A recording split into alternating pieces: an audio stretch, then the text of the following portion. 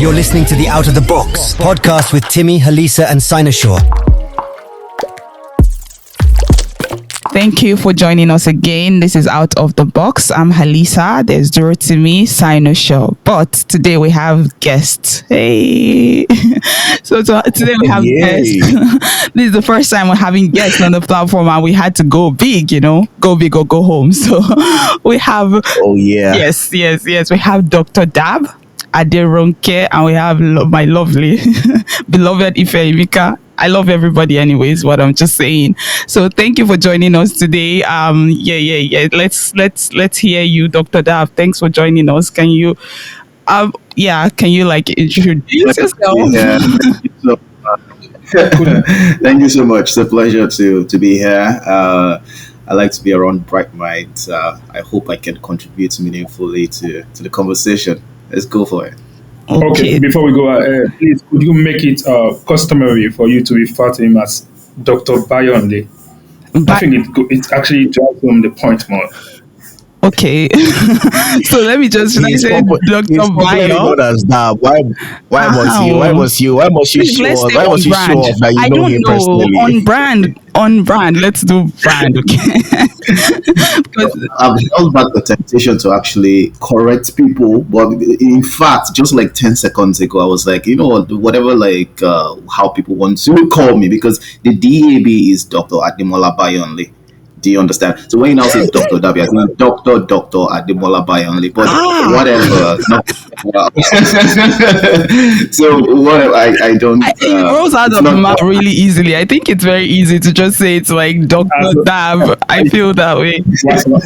Exactly, and I think people just like that. I'd already picked that up, so I'm not correcting anybody. It's okay. Why does it seem and to over me here, we actually have an added title to that one. We say Uncle Dr. Dab. Wow. That sounds like...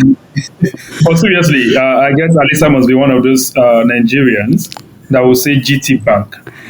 What's I say. I say it all the time. So No, they're saying GT Bank, but Alisa is one of those that will say bank already. So you say GT Bank, right?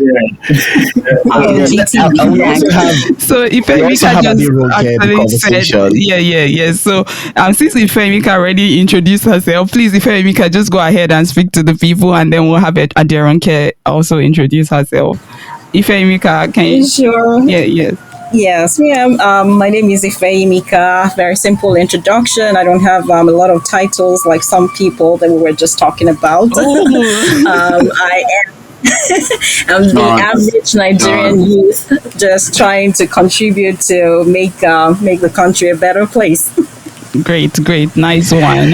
And then Aderonke, nice to have you. Please, let's hear you. Hi, Alisa. Thank you very much for having me. My name is Aderonke Ukileye, and I'm a businesswoman, and I love Nigeria so much. And I believe so much in our potential, because I know how intelligent and, how strong we are as people. And I believe so much in positive Nigeria and better Nigeria. And that's why I'm here. Thank you. Thanks. Thank you very much. That was short and simple. And we have our usuals, Sinosure and Durotimi. Sinosure has already introduced himself. Durotimi, let's have you, Jerry. Yeah, I don't need no intro. Stop doing this. Like I've told you, I don't need any introduction. I'm well known. So let's go straight into the conversation. Hold on, before you go straight to, I think it is right on brand for Alisa to want to pit me against you. She does that thing where she cunningly tries to insult me and then goes your way to validate the insult. But thankfully, you are somebody who is very aware, and then you see through the facade. Thank you, Dorothy. Thank you for that preamble. So today we are going to talk about youth in politics. We started this conversation last week, but we just gave a background, we gave our opinions, but we thought it was right, definitely to bring people that have been having these conversations and that we thought they would definitely have a lot more to say about this. So youth in politics is what we want to talk about. But youth in politics, like we said, it's a very broad broad conversations, right? We're talking about maybe some difficulties, maybe just the terrain in general, political terrain in Nigeria, because what we are seeing now is a is an interesting one. That's the conversation we're going to have today. So I would like to hear just your introductory thoughts, and then we can, like, spread out. Or Yeah, I think we should start by asking them the questions that we tried to answer last week. Do we think that the Nigerian youths, are they shortchanged politically? Are they disadvantaged politically? I think that we can start, with that question. What do you think, Alisa? yeah, that's good. So last week we've already spoken Yeah. a bit about this, so we'll just keep our opinions a little bit first. Let's hear from let's do it the way we went before, maybe. No, let's start from Aderonke, actually. Aderonke, please, what is your thoughts about this particular topic, this question, actually?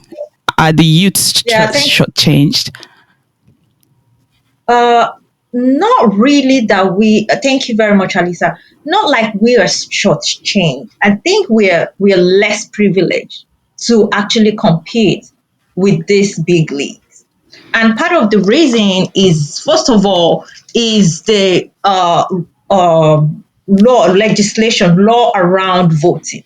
And if you look at it, you as a newbie, you as a youth, it's going to be difficult to to compete with them, because you, first of all, you don't have the money, you don't have the manpower, you might even have the experience, but you don't have it, you don't have those things that could make your voice being to be heard.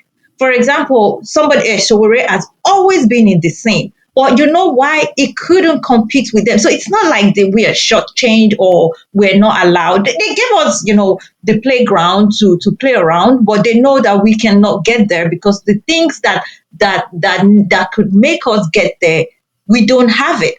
And they know that, and they're going to allow us keep playing the game. Because but what I think we need to do is we need to review the laws around voting system, around the electoral system in Nigeria, to at least, first of all, tackle the issue of vote buying and the expenses that surrounds election. I think if they can start with that, maybe it can give us a fighting chance. That's my opinion.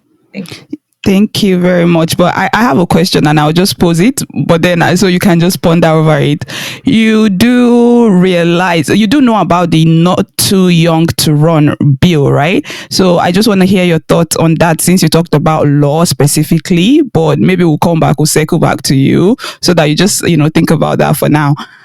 So Ife Emeka, can we just hear what you think about the question we posed? Yeah, sure. I should first say that when I think about the topic of youth in politics, it comes to me with a lot of baggage because of the things that have come up when we talked about it before, in terms of like people just automatically assuming that we feel like people under a certain age can do better than people above that, whatever that cutoff we set is. And so I should just lead by saying that when I think about youth involvement in politics and its importance, I come to it from a place of believing that it's important to have the political landscape of any society mirror the demography of that society, so that there is representation and different perspectives that those demographies represent in the politics of that country. Having said that, I think that in Nigeria, like you said, there are laws that seemingly provide an equal platform for people to engage. But there are real roadblocks. And I think we talk about finances, just what it takes to run in a democratic setting like Nigeria. And I use that word loosely. We run we're in a democracy, so to speak. Let me not open that kind of worms. But finance is one big roadblock that I think stands in the way of youth. Just the amount of money that is involved in running for elective office. Culture is another thing that I think could or is often a roadblock. The idea that your days and you should listen to the elders, and that you don't have experience and stuff like that. I think another serious roadblock is just the establishment, the way that things are run.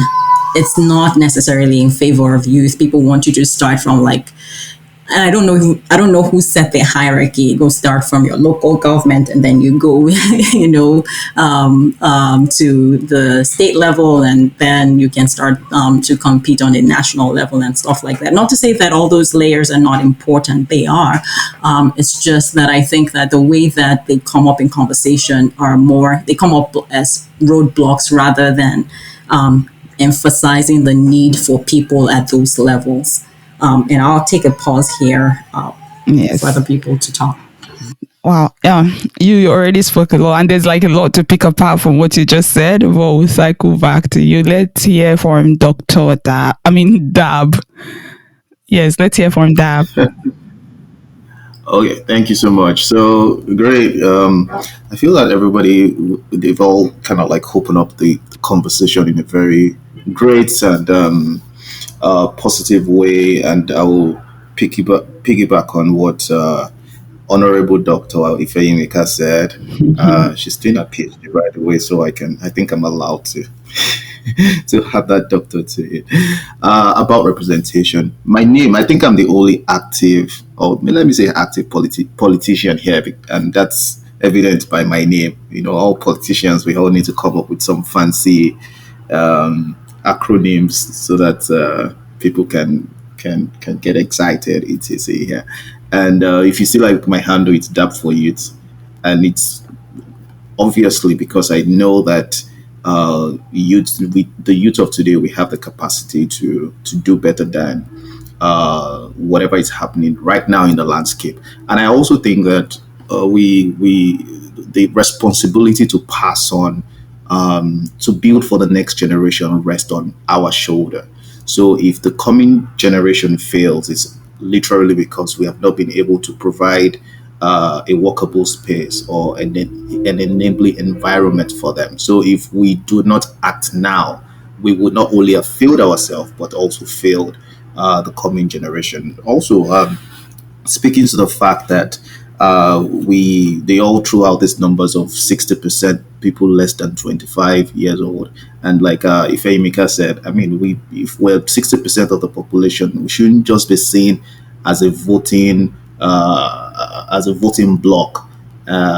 People will just come, show up, and we can be used to vote, but also let ourselves be represented, because we have unique problems, unique challenges, and be represented in that frame. Also, the fact that, I mean, we've tried people of different age group, or different people, most especially in that upper quartile, over and over. And I think Dorothy said this morning in one of the space, it's really insanity doing the same thing over and over and expecting different results. I mean, also speaking to the freshness of ideas that youth bring. So there's a lot that I feel personally that we youth need to offer. But yes, we've been disenfranchised in so many ways. The first one is that I don't even think we have the mentorship. The people above, the people that in that quartile, I don't think they've actively thought of raising people. And I always say there's a difference between mentorship and leadership. A lot of people, when you're somebody you call your mentor, if he does not rise, then you don't rise. That's really not mentorship. And that's literally what we're seeing in a lot of political space in Nigeria, especially today, that if your leader or something does not become maybe the Senate president or something, then you cannot move to the next level. In fact, we've seen people who with their leaders, they're jostling for the same position, and somebody needs to step in. That's really not mentorship. People who literally mentor the coming generation are people who think that they want the coming generation to do better, way better than them, even higher than where they could achieve. and also I don't think we've seen that type of mentorship, that type of passing the gem down in our generation. Now it's literally rest on our shoulder to pick up the pieces and do what we were not given for ourselves. So, I mean, before we move into the issues and the problems of or the challenges of youths in politics, I think that that's literally what I just to open up the conversation of why I believe yes, because you're a young person does not naturally confer a superior leadership skill. But we've seen people in young age do way much better. And like I said, this is our generation. We are the we have the numbers. We literally have our needs to be met. And the world has changed so quickly in the past 10 years that a lot of things happening right now is really powered by the youth. So what's it with the leadership that we cannot handle? Thank you. Yeah, thank you. DAB for youth, like DAB for youth. I think that's what we should just hold on to during the course of this episode, DAB for youth. And I think you, yes, it can easily be Googled or searched. So DAB for youth. I think you made good points, but I would also pose a question. I mean, so you can like return to it maybe later. Is you said something about mentorship. I think that depends on who is hearing it. People, do you think that it's something that people might easily just say we have, or what's it called? When you talk about mentorship and then the conversation around godfatherism, like is there no a thin line there, or because who should mentor who, and if there is a mentorship there, how would you now distinguish that with maybe say godfatherism, honestly? Yeah, so yeah, that's a question I would like for us to return back to later. Yeah, I think yeah, I think he actually made a very good point, and I would love to hear him answer that. But like, I feel like he actually made a very good point. There was something I said last week. I think towards the end of the podcast last week, I said Nigerian youths are active in politics. We are active, but the only issue is that we're not active for ourselves. Like Dr. Dab, said. We should not just be seen as like a voting bloc, so and I think that's what we're just looked at. Oh, the youths are just, so we're not actually in politics for ourselves yet. Maybe in future elections, like, because like when a young person comes out to contest, most people just shun them, like, who are you, like, so I feel like if we're in politics for ourselves, we would be paying attention to a lot of newbies, because like you asked the question, Alisa, about the not too young to rule bill, and there was something that was consistent in the last election, and it's also centered around many of the challenges that young people face, which is experience. Because generally when you're saying not too young to rule, you should. I kept on asking people, because we all fought for this thing, and we all, said this was a nice idea, and we saw it through to the very end, right? So, but when you say younger people don't have the experience, I think that it kind of like, it was very funny to me to hear that in the last election, because I was like, that's what you should expect. Like, if you're pushing for a not too young to rule bill, a younger person would definitely come with little or no experience in politics, right? But as Dr. Dab said, we are actually doing well in different fields. So who says we cannot actually get into that position and do things well? So I think through to me. Go ahead. So we don't take. Sometimes we always pass this bulk of responsibility to the weakest in our society, and that has also not helped us. We don't like to take responsibilities. If the young people, actually people that are under 40, if you see they cannot actually take leadership position, it is a failure of the generation ahead of them. 100%. That's the way I see it. If a student fails in class, it's not only because he cannot assimilate, or because because he's a bad student. It's also, you need to check the teachers teaching them, and the learning environment. It's not always on the student. And that's why, I mean, when I was doing when I was in school doing some courses, you also grade your lecturers, so that you know that yes, whatever the lecturer is passing across to you, you're assimilating, and it's kind of like a mutual relationship there. So if we're saying that these youth that we have actually do not have the capacity to lead, it's also because we have never had a generation that will naturally prepare or mentor these youth to take over the mantle of leadership. Everything that we're doing today is being powered by young people, probably mostly people below 40. If you're more than, just this morning, somebody was telling me about Thread, and I'm like, I don't think I want to download Thread. What is this social media handle again? We want to start all over again. Like, I know doctors, I know tech, everybody saying, oh my God, it's about social media these days. It's about so many things. Like, I need to, like, that's where the money is. Nobody's even looking at all these fancy, what's it called, degrees again. So everything is changing. Everything around you, the cars we drive, the food we eat, where we go to, how we travel, how we access education, how we do everything, it has changed so far from what it used to be. And if we're saying that people that are mostly affected by that cannot actually chart away a course for themselves, I think it's just very ingenious. It's stupid. Let's just put it like that. So we, number one is that there's a failure of that value chain down, and they are also saying that you're failed.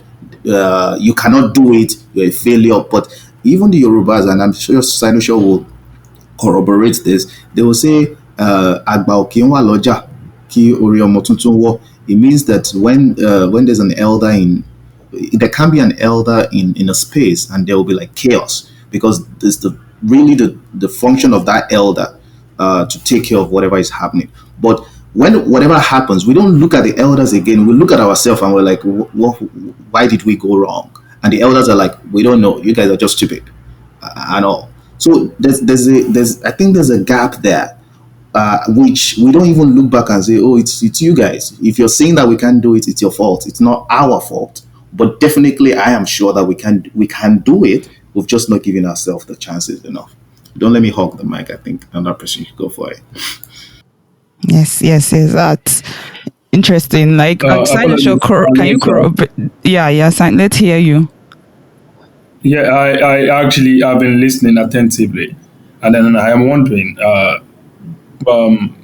what's the name of this House of Rep speaker at some point? Bankole Sabor, yeah, from Ogun State. Dimeji Bankole Sabor, yeah, who was a young person. He had access. Doesn't that defeat all of the argument that young people are not allowed access to power? I mean, it's just a question that I would like to pop out there for perhaps. If you say he has access, what does that mean? What do you mean? He got access to power. He was the Speaker of the House of Representatives. As a young man, I think he was in his late 30s at that point. Right? So it begs the question, was he not a youth while that was happening? He was.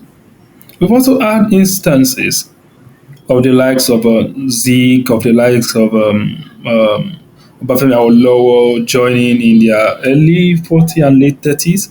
And then we had the guys from the military who actually did the first coup d'etat as young men in their late 20s and early 30s. So it's now presupposes that we've had youthful people emerge in political offices in Nigeria.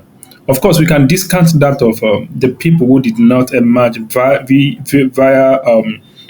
a democratic process, But there were still young people, a lot of them that actually became the president or what have you in this country.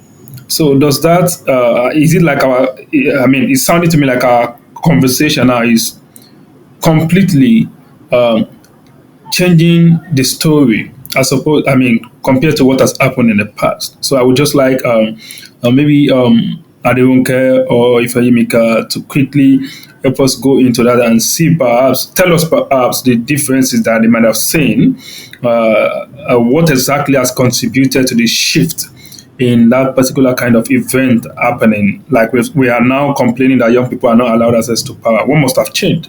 Seriously, I would like to hear from them with regards to that. Yes, if Yeah, Sorry. I think Adirunke should comment at this point. Hi. Okay, please, could you repeat that question? I was thinking maybe you were directing someone else. I wasn't grabbing it. Can you repeat it to Oh, directly okay. to somebody else? I actually had to go to a path of explaining that we've had young leaders in the country, right? Youthful, indeed, leaders in the country over since independence, particularly. But recently, right, I have been hearing things around the youths in the Nigerian state complaining of the fact that they are not being allowed access to power. So I'm not asking like what exactly has changed between then when we had a lot of people in their youthful ages emerging in position of authority as leaders of industries, as leaders in government, amongst other things, government particularly now. What exactly has changed between then and now?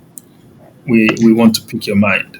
Thank you very much. Honestly, nothing has changed, and it still boils down to my first point, which is the way we conduct election in Nigeria has to change because these people, if you remember, I think you mentioned Dimeji Bankole. Dimeji Bankole obviously did not fund his own election.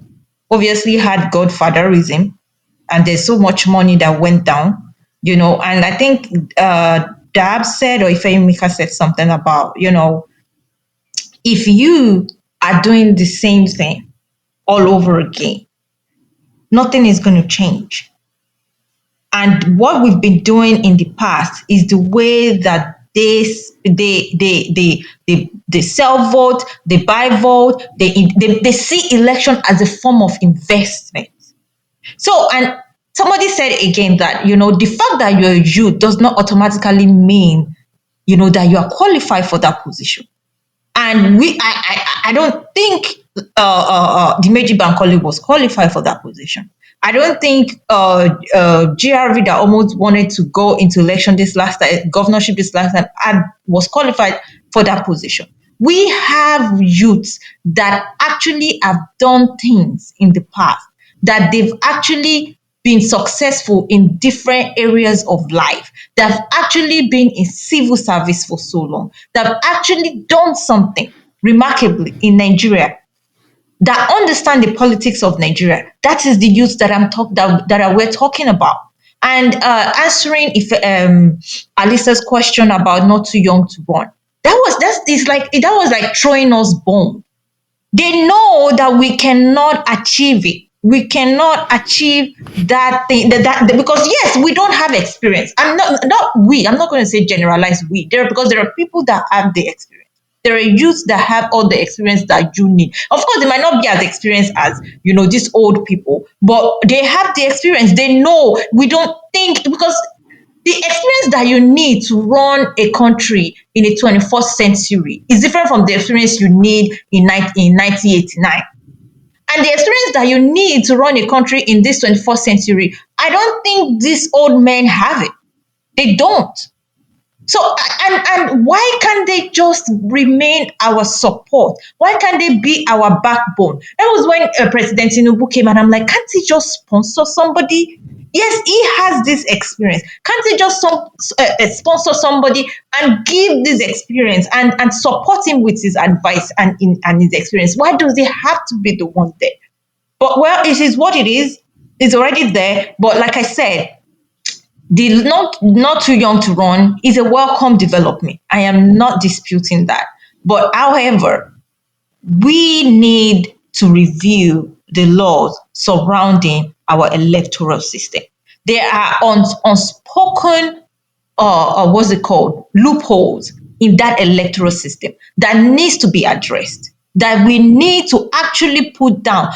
Specifically, votes buying is wrong. I mean, vote buying is illegal and you will be jailed. Like, we need to actually speak all those loopholes that we know, that everybody knows but decide to turn a blind eye to, needs to be spoken about. And that's what comes to 21st century, because things have changed. We have gotten smarter. People have gotten used to this constitution. Now they know how to walk their way around it. And we need to tighten it the more so that this not too young to run can be effective.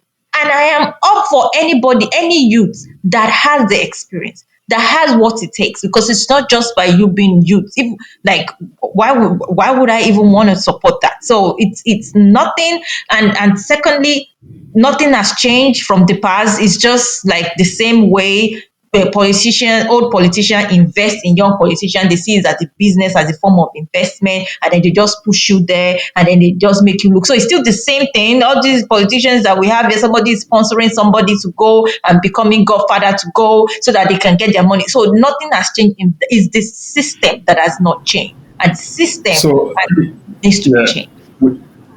without mincing word, it would seem to me like you are more of the school of thought who believes that right now, even for some youth who have emerged in those offices, they are the patronage of the elderlies who perhaps might be oligarchs now, or I like to call them plutocrats in the Nigerian society. I would really like to see Ifeyimika's view with regards to that. Does she actually agree? Or perhaps she has a contrary view to that opinion. Ifeyimika, can we hear you, please? Sure. Yeah. Thank you, Sinosure and Ronke. I think that it's fair to say that the youth, that the few ones that have emerged despite the system and because of the type of godfatherism that we have in place of mentorship. I don't think that most of them road to power the way we like to say it. I don't really like that expression. I just couldn't find a good one. I don't think that they rode to power based on their own merits or based on their own what should I call it now? Based on their own know-how. I think that they were just cronies, and this is not any disrespect to them. It's just like when we talk about youth in politics, and we bring out this few examples. I feel like it's more of tokenism in my own view. Like there've been like 2, 3, 4 people that we can point to. And somehow we're going to say that is youth participation in politics. I think it has to go beyond that. I did want to touch a little bit on the issue of mentorship versus godfatherism. I think what people describe a lot of times when they talk about mentorship is more godfatherism than anything. I was listening to Adebayo, the SDP candidate. And he talked about this. He said something to the, just paraphrasing now, that you cannot have a better photocopy than the original. And in that analogy, he was referring to whoever is mentoring someone as the original, and the person who is being mentored, the person who is being photocopied. And I'm like, I don't think that's what mentorship is. I mean, it sounds catchy, the analogy and all that, because he was getting a lot of hundreds and thumbs up. But I think that's more godfatherism. Mentorship is helping someone to become the best version of themselves, not another you. You're helping that person to become, and you don't have to be a politician to mentor someone to be the best politician ever. You don't have to be a runner to mentor someone to develop the discipline to be a good runner. So I just wanted to touch on that briefly. And then again, when we talk about this youth participation in politics, right? I think everybody seems to agree that it's not just about the age qualifying you to do something. Because if you look at African countries, right, the biggest problems that people have when people hold on to power for so long is people who got there at a relatively young age. If people get there at 70, I doubt they'll be able to hold on to power for 30 years, right? So I feel like in that regard, it might even be better to push for older people to get into office, because if they refuse to leave, they're probably going to die. And that would save us from the trouble. But again, that's just to reiterate the fact. I'm sorry, that sounds dark, right? She's doing this thing that Dorothy says, like, if you don't pay attention, you'll not know if Evika is insulting you. I'm so sorry. I didn't mean to be dark. But it's true, like it's not about your age. It's about what you bring to the table. And I think that when we take a step back and we look at the people who are in office, it's important to say, oh, we don't have representation of this particular demography because we're interested in the perspectives that they represent. And again, to talk more about the need for broad participation, it's not just one. If I get into office today, I don't think that we can then say that I represent the youth, because even just the six of us here, I'm sure that we have very different perspectives. So think about millions of people, right? We're about to. Who's the DJ? Anyway, we have millions of people, so we need broad participation. We need a lot of people to participate. It's not just about that one person. To use the expression of a wise man, if it was about age, then the younger people should be the best governors that we have. And one of the youngest governors that we have in Nigeria, in Peter Obi's words, is an unmitigated disaster. So it's not about age, and it's not about like one or two people representing a whole group of people. We need like really, really broad participation. Is it safe to take your word, like you have just said, it is not really about the age of people who are going to emerge in political offices, rather than the substance of the program that they carry? Is it safe? It is safe. Both are important, though. So again, the age is just it's a measure. We want to look at that, but we cannot look at that in isolation. Oh, all right. Thank you very much, Fahimika. We're still around anyways. I have to ask all of those questions because I think the very act that should sit pretty, I will use art again now, of any progressive society is equity, really. And when I think of equity with regards to political power, I think equity is about assets in such a way that you can be ahead, your programs can be ahead, and then you are able to go as long as possible. So in terms of the encumbrances that some of us have highlighted so far, I want to quickly go to Dr. Dab now. What exactly, right? Can you hear me, please? I think He's back. Hello? Yes. Okay. In terms of the encumbrances that we have heard so far in the course of this conversation, I would like to go to Dr. Dab and ask, do you think the media in Nigeria, the mainstream media as well, is complicit in denying access to youthful and competent Nigerians whenever they want to aspire towards political offices? Let's hear from Dr. Dab with regards to that, if you don't mind. You guys are literally in my zone, so I can hold this mic for another 5 hours and keep talking and keep talking. Because I have not only just read, heard, I have participated, so it can really just go on and go on. And I like what Ifeyinka, myself and Ifeyinka sometimes differ on some things, but I like the fact that she said, I am big on age. Let's first say that. I understand. We cannot continue to use one person that has messed up to say that, oh, we've given you opportunity. How about the thousands and the many older guys that we have given opportunity? But one person does something wrong and you escalate it, and it serves as a yardstick, as a representation of all of us. I think that is bullshit. Mm-hmm. There's no interview I go to, the first thing they mention is, oh, what about this person and this person in Kogi State? Whatever. What about the guy in, he's a Cross River, Donald Duke. Donald Duke was governor at, I think, 38 or thereabout. And people said he did fantastically well. Nobody talks about him. But it is the one person that probably people think, and it's an assumption and not from his state, but people always just, it's just this media campaign that, oh, he did woefully, that they use as a yardstick to measure everybody. I believe that we are missing so much from what that age category can give us. This 30, 40 category, I think Nigeria is missing a lot from what they can they can deliver. And age comes with energy. It comes with what's it called? With so much vigor.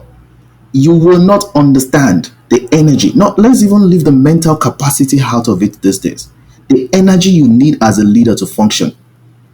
Now we're seeing President of America falling here and there, whatever falling here and there. You need energy physically. Today, I think the president is it Sierra Leone or one of the African countries now as ECOWAS chairman or something. Do you think it's easy to wake up early in the morning, fly to somewhere, be in another place, have meetings all day, and you think that you can do that in probably 60s, 70s, and everything? So there's something to do with the younger age, the younger age group, and that's what I keep reinforcing. Now back to your question, Sinoshaw. You said the media is our first INEC. In fact, they are the first what's it called? Order you have to jump over as a young person. It is just 2 weeks ago.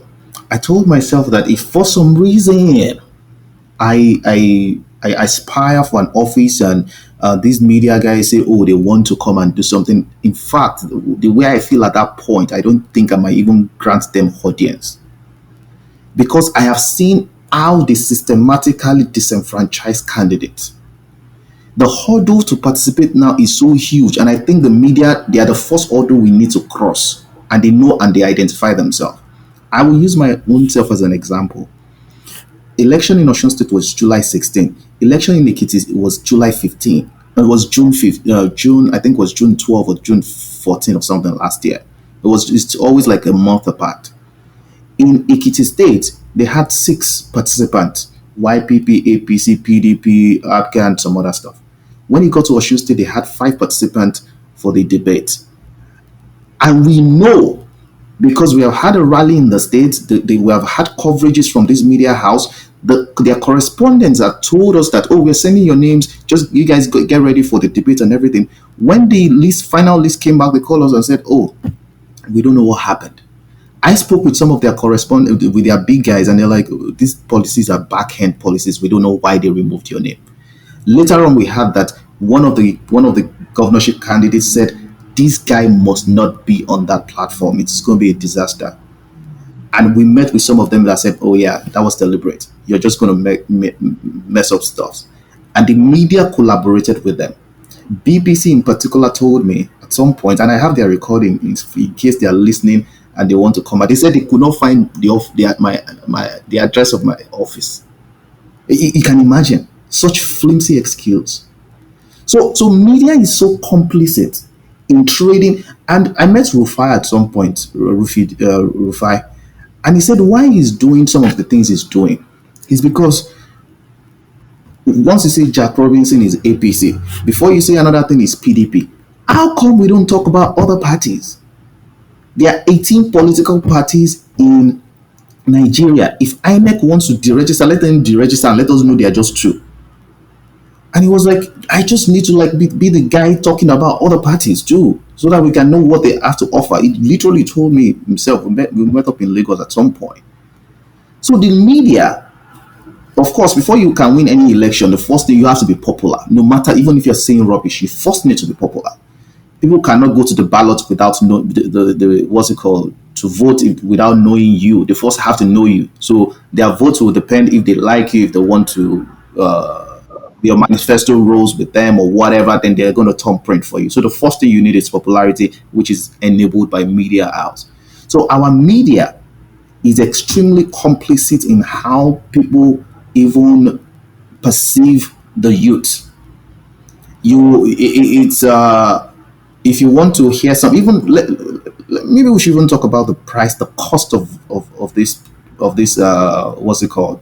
We know a lot of them are more private businesses, so we probably might not be able to fault them, but they will not even give you that show time, that airtime.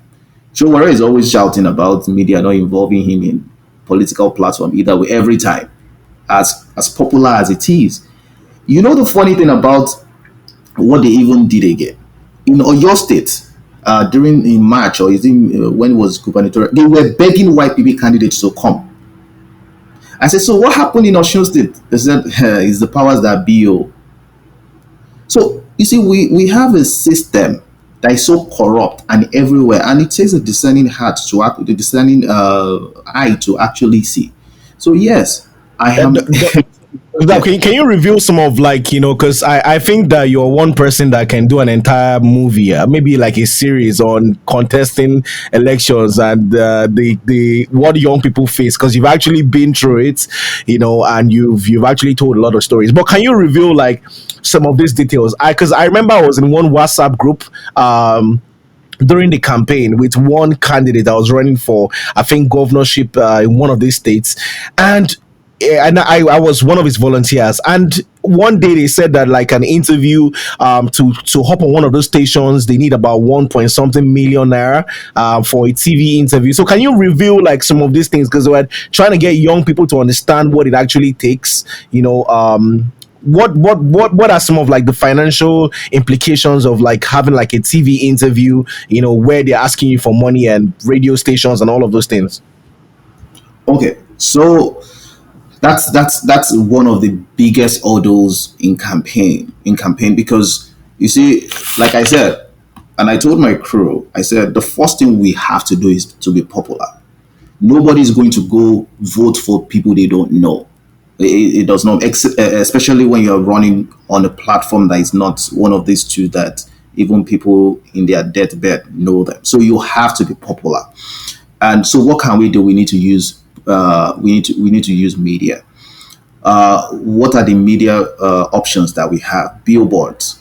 If you want to use a decent billboard, it's about 30,000 naira or to 40,000 naira. It depends on the time that you get that billboard. So if you get that billboard, when we ran for office, it was the electioneering process was 3 months before, campaign was 3 months before elections. Now it's 6 months. They've changed the timeline. So if you get it like way earlier, I mean, they can give you like 30,000. So, but if you get it closer, as the election get closer, they jack up these prices. So you can be getting a very small billboard. I don't know the dimensions and everything right now at 50,000 per month. So imagine you want to run a governorship election, for instance, in a place like Osun State where you have 30 local government, and you want to put maybe 5 billboards in each local government. 5 times 30 is 130, is 150, and multiply 150 times, let's say 40,000 per month. So that is what you are going to incur. And 5 billboards in even a local government might not be enough sometimes. And you want to do like gantry, some overhead and everything. So that's one calculation you first have to do just for billboards. You want to do jingles in radio stations. The radio stations in the states then, they were collecting 15,000 per minute. So your jingle is usually 1 minute and it's 15,000 naira per minute. So if you want to run 4 times a day at the prime time, and that's 60,000 per day in one radio station, that might not cover the whole state per day. If you want to, that's for radio jingle. You need what's it called? Posters. You need posters. So if you want to like run posters, I'm sure you need to get a printer to tell you like the accurate numbers right now. But if you're doing like 60,000 copies, or you're doing 100,000 copies, that stuff's running to like millions of naira and everything. Also understand that this is a governorship scale election. So if you're doing House of Assembly reps, House of Representative or House of Assembly state level, it's all different depending on the size of your election. So when you're talking about media, and now we have not talked about branding vehicles, because that's also part of media. You need probably vehicles you want to brand to take around the state.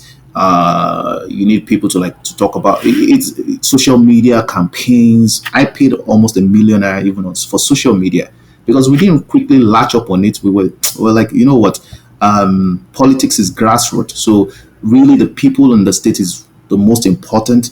But for youth, and I'll emphasize this, For a youth, politics is not grassroots. For a youth, it is very important I say that, because I do not think a youth can immerse or can come up with all the finance. In fact, you should not even come up all the money for your campaign.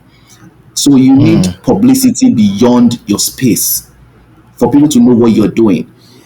When we didn't get on the what's it called, on the debate, I got so many mails from people who were waiting or either have donated and everything. I said, I thought you said you were running. What happened? Do you understand? So it demoralizes so many people. From there's like, oh, how can you be saying you are like the third force or fourth force, or you are not even on the debate and you are running? You get what I'm saying? Yeah. So it's a big dent on campaign if you cannot. And of course, these media houses will look at how influential you are, how this and that to put you on some of those platforms. So it's a lot And of one funny reason that they may also be doing this is like when you actually look at like the background of some of these media houses, they are all owned by politicians. yeah, 100%. A lot of them have are politicians, so they can easily. Like, I literally, and I'll show Kimbalo if he's listening. He literally knows about this, so it's not like I'm lying. Literally, I said, Sean, what do you mean that we didn't get on the debate? You said, you know, it is beyond my powers. This the powers that be. There are people behind the door that make this decision. They just give me the list and I interview them. I do not know. This is the first time that we're going to just have 5 people doing debate, and it's probably intentional. So, the guys are what? Go. May I quickly just ask then, is it that an indication that the Nigerian population might have to find a way to fund a media outlet that is particularly going to be responsible to them, seeing as you have said things about powers that be? Isn't having those the powers we want to dethrone from political positions? I may ask. I don't necessarily. I feel that one of the issue is that we have not consistently bombarded that space.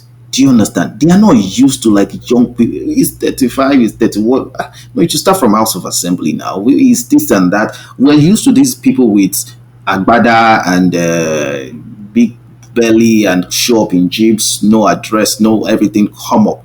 I think that the system, if they see that there's an influx of young people, for instance, the next election now, we see 35, 37, 38, brilliant, doing well. You know that these are not like fraudsters or something. They will start changing their mentality. Do you understand? They will start changing little by little. So it is still, and I told them, I said, one of the reasons why I'm running is that people need to get used to the fact that young people have common sense. Do not use one brush to like paint everybody and say, oh, everybody in the state is they're fraudsters. Because that's actually even how they started. Say, oh, that guy is a Yahoo boy now. Don't worry, he'll soon get tired. He's doing fraudster. Because they know that the amount that you need to run this election, naturally, if you live in Nigeria, it's difficult for you to bring up. And Nigerians, they're really not, Nigerians are in Nigeria, they're not used to like donating to campaigns. Not really.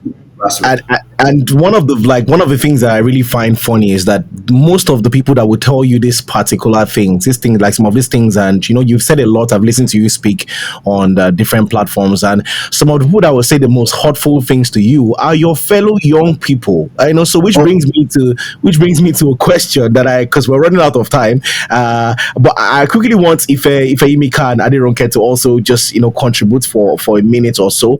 Why is it that young people we have why don't we believe in ourselves? Why is it that candidates like Dab and like other young candidates, we see a lot of young people also talking down on them, telling them you need to do this, you need to do that, or what do you think is the reason for that? I think Aderonke can go first, and I would also like to hear what Ife Mika thinks in like 1 minute. In my opinion, it's very simple. Our problem starts with our mindset. It's the way we think about ourselves, the way we see ourselves. Naturally, we have this, I don't know, inbuilt. I'm not saying everybody in Nigeria, please, I am saying majority, but I'm going to stand on what I'm saying, majority. And yes, I mean that. Majority of Nigeria kind of have this, mindset that, the next person is a thief, everybody is a thief. And then the mindset that, we are not better, we are not good enough. Like, why would you think that you can do it? Why would I trust you? And the inferiority complex, and it's something that they have done. They've messed up with our mindset. It's been a long time. They've suppressed us to think that a young person cannot do it, to think that, every other person, the next person is as greedy and as selfish as they are. And we don't see ourselves worthy of being able to do those things. So, and then the kind of mindset that we think that, okay, for you to be able to do certain things, you have to have money. You have to be rich. You have to drive a G-Wagon. So if somebody comes and say, hey, I only have a Toyota Camry, I don't have money to share, but I have the interest of Nigeria at heart. They know that you are intelligent. They know that you have what it takes, but they will look at you, they will look outside and say, hey, what did he drive? Oh, it's not, we can't even afford a G-Wagon. Now he wants to be my president. Or you think it's because of all this English that you are speaking and then you want to become my president. They're just raising their nose and thinking like that. So is our mindset, is we not trusting ourselves, not believing in ourselves, not seeing the potential that we have. And most of these things, it takes us, most of us, for us to really see this thing, you have to be exposed. You have to go outside and see what other youth from other places are doing. Look at other places and see that, come on, we can do this. And I'm going to speak for me. I don't know of other people. I was in that school of thought as well. I'm like, all of us are thieves. All of us are, what do we have? Nigeria has gone, nothing, until I stepped out of, Nigeria and see other places and see what other young people are doing and seeing that, people had to fight. Like, no country had it on a platter of gold. They had to fight for it. Everything that they have, they had to fight for it. But for you to fight for something, you have to believe in it. You have to believe that that thing is worth fighting for. You have to believe that, we can do this. We have it. But Nigerians don't believe in it. So to me, I think mindset, is number one problem, that we, the youth, have, and we need to fix that. Thank you. Thank you very much. Ifemika, do you want to quickly comment? We're running out of time, but I think, yeah, go ahead. Oh, okay. Yeah, let me try to be quick here. So I'm not even sure where to start. A lot of thoughts just flying through my head as I'm listening. First, I have a slightly different take on the media thing than Dr. Dab. And again, I have not run for office, so I think we will defer to him as the authority. But I will say this. I think that the media reports news. And in order to be on the news, you have to generate news. And so while I think that it is true that there are powers that be that determine, what gets aired, but I think that there is a way that you can strategically generate news in a way that you cannot be ignored. And I think that's something that we need to look into. There are tons of roadblocks, but we need to start looking at those roadblocks and trying to see how we can circumvent them and find a way around it rather than what other people can do. Because if we say, okay, we're going to set up a media house now for the people, I keep saying this thing, right? The people, it always starts with a very good idea. And then over time, just look at history, all of this African leaders that we complain about today, a lot of them started with noble ideas and then they got in their own heads. And so I'm not an advocate of duplicating systems rather than trying to fix or find a way to work with what is existing. I think the media, and this is not to say that if someone wants to start a media company or whatever, that I would not support it. I'm just saying that cannot be our solution to getting on the news. If I wake up, I keep using this example as well, that if I wake up in the morning and I just do normal things that I would normally do every day, I mean, Baltimore news is not going to notice me. But if I wake up in the morning and I do something really crazy, and crazy does not necessarily need to be negative all the time, right? If I do come up with something really innovative, I want to say, oh, I want people to notice me in Baltimore today, then I'm likely going to end up on the news. So if we can think, I just to use an example, I think long time ago, maybe sometime in the 90s or early 2000, there was this Mirinda advert that came out. For 3 days, there were like orange guys just with long robes. I can't remember. I think they had this white wrappers tied around their waist, and they were just slow walking around Lagos, and everybody was like, what is going on? The world is coming to an end. Oh my goodness. And they were on the news. I lived in Kaduna. I never been to, well, I don't know if I'd been to Lagos at the time, but I heard about them because they were generating news. So I think that there are innovative ways that we can generate news in a way that will make sure that these people cannot ignore some when people are running for office. I thought I'd just put that out there. And now I've talked myself out of the question that you asked. I can't remember what it is. I think you made a very solid point, but we're kind of like out of time already. So yeah, we'll just have to wrap it up here. Halisa, are you there? I think it's been a wonderful episode, and I think of course, great conversation. Everybody had great input, and we just wanted to really hear you because we've always wanted to have this conversation. So it's a very good one, honestly. I hope you would.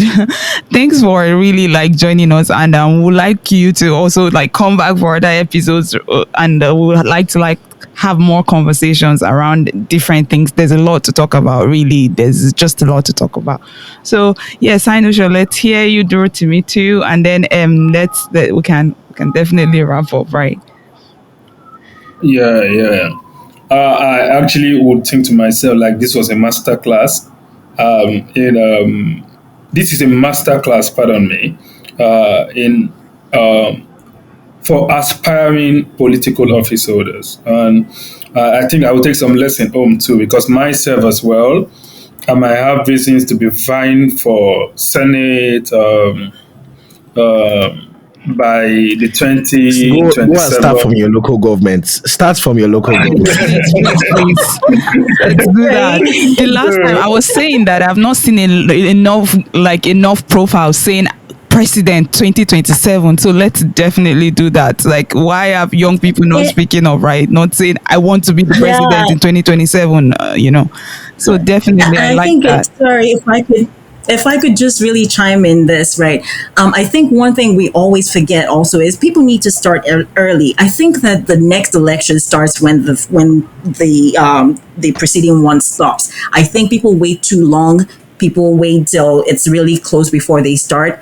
Give yourself a lot of time to strategize and implement before the time comes. Yes. So let's start seeing it. We need to see more of it. Dab too. I wanted to say Dr. Dab for youth. Oh my God. Everybody please also look it up, Dab for just leave me with my Dr. Dab.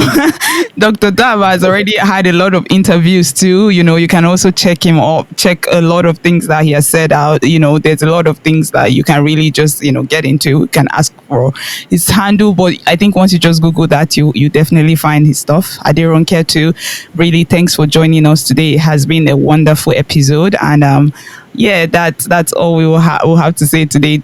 Don't forget to join us next time. And that's it. Thank you, Alisa. And I guess we must also get to tell Babajide Omowurare to watch his back. Thank you. Who is that? Signing for what are you? Yeah. Thanks for joining us. Thank you guys. Have a good one. You're listening to the Out of the Box podcast with Timmy, Halisa, and Sinashaw.